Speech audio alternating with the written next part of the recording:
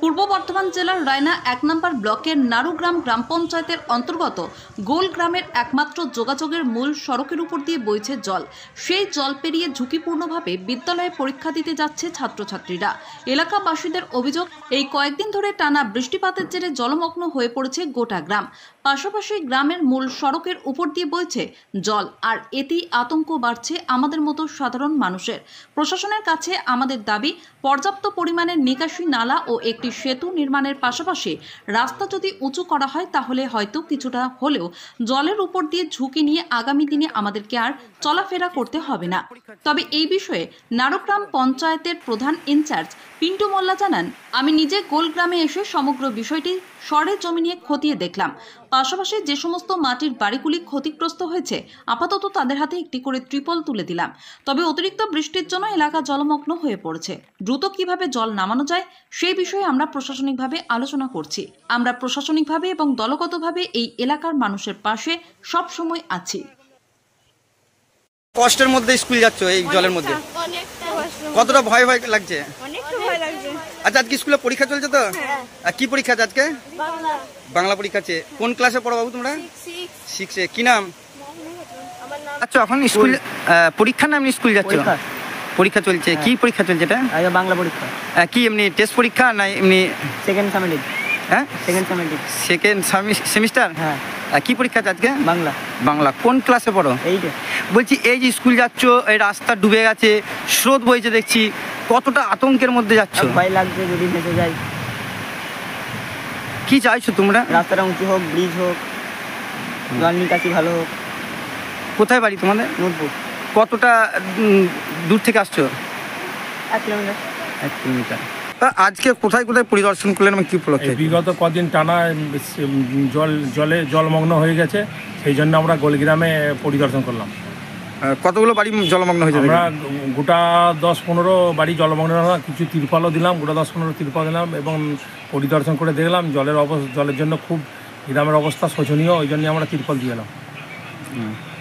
আর দেখলাম একটা মাটির বাড়ি ভগ্ন প্রায়, এবং দুবার আবেদন করেছিল, কোনো বাড়ি পাইনি বলে এমন একটা। আমরা নামটা নথিভুক্ত করলাম এবং সেই বাড়িটাকে তিরপালও দিয়ে এলাম আজকে পরিদর্শন করে। ওখানে একটা হাই স্কুল আছে এবং ছাত্রছাত্রীরা দেখলাম যাচ্ছে জলের মধ্যেই কষ্ট করে যাচ্ছে তারা। মধ্যে দেখলাম তো যষ্ট, তার জন্য বাচ্চা ছেলেদিকে আমরা একটু সহযোগিতা করলাম। আমাদের ওখানে যে আছে তাদেরকে বললাম যে একটু সহযোগিতা করতে। আমরা নিজেরাও ছিলাম দাঁড়িয়ে থেকে সহযোগিতা করে, যাতে স্কুলে আজকে পরীক্ষা আছে, পরীক্ষা দিতে পারে সুষ্ঠুভাবে, সেই জন্য আমরা দাঁড়িয়ে থেকে একটু তদারকি করলাম। ওই রাস্তাটার দাবি ছাত্রছাত্রীদের এবং অভিভাবকদের যে রাস্তাটা উঁচু করতে এবং একটা ব্রিজের জন্য আবেদন করেছে। এটা আমাকে বললো, আমি বিডিওর সাথে আপার লেভেলের সাথে আমি বিডিওর সাথে আলোচনা করে দেখবো এটা কীভাবে কী করা যায়, এটা জানাবো। কতগুলো বাড়ি তিরপল দিলেন? গোটা 15-20 বাড়ি তিরপল দিলাম। কতগুলো বাড়ি জল ঢুকেছে, প্রবেশ করেছে জল ঢুকেছে আপনার গোটা 30 বাড়ি জল ঢুকেছে। আমরা আরও বলেছি পঞ্চায়েত অফিসে, আমরা যে কটা নিয়ে গেছিলাম দিলাম, আর পঞ্চায়েত অফিসে আসতে বললাম, তো পঞ্চায়েত অফিসে দিয়ে দেবো। তাদের যদি যে সমস্ত বাড়ি মগ্ন হয়ে গেছে তাদের খাবার দাবার বা কীরকম? আমরা অন্য জায়গায় সেফটি করলে বললাম, সেখানে আমাদের যে মেম্বার আছে তাদেরকে মেম্বারকে বললাম ওখানে খাওয়া দাওয়ার ব্যবস্থা করতে, সেই জন্য আমরা পরিদর্শনে যাব, খাওয়া দাওয়ার ব্যবস্থা করতে বলেছি। আগামী দিনে যদি আরও জল বাড়ে বা জলমগ্ন হয়, কতটা আপনারা পঞ্চায়েত থেকে আমরা পঞ্চায়েত দিক থেকে সবসময় খোঁজ খবর নিচ্ছি এবং পরিদর্শনও করছি।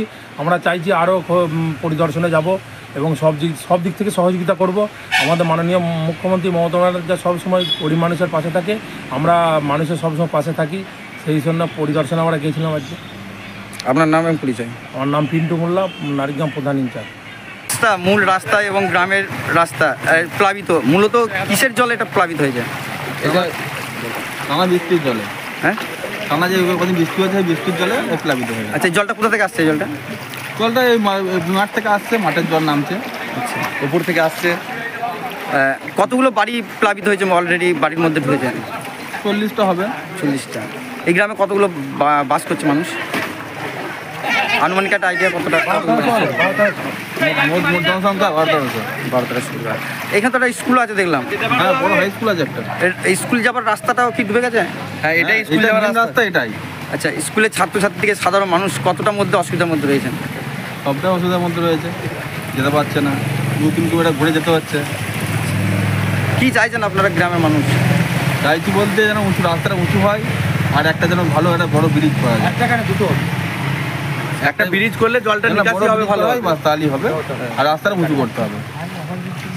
একটা ব্রিজ হলে রাস্তাটা এই পরিদর্শনে এসেছিলেন কেউ হ্যাঁ, ভিডিও বা পঞ্চায়েত থেকে? হ্যাঁ এসেছিলেন, প্রধান ইনচার্জ আছে, প্রধান সাহেব এসেছিলো, আর অঞ্চলে যে স্টাফ আছে সব এসে, বড়োবাবু থেকে সব এসেছিলো। প্রধান এসে কি করলেন, কি বললেন? গোটা গ্রাম পরিদর্শন করলো, আর তিরপল করলো, প্রদান করলো। আপনার নাম? আমার নাম মইনুল হাসান, বাড়ি? গোলগ্রাম।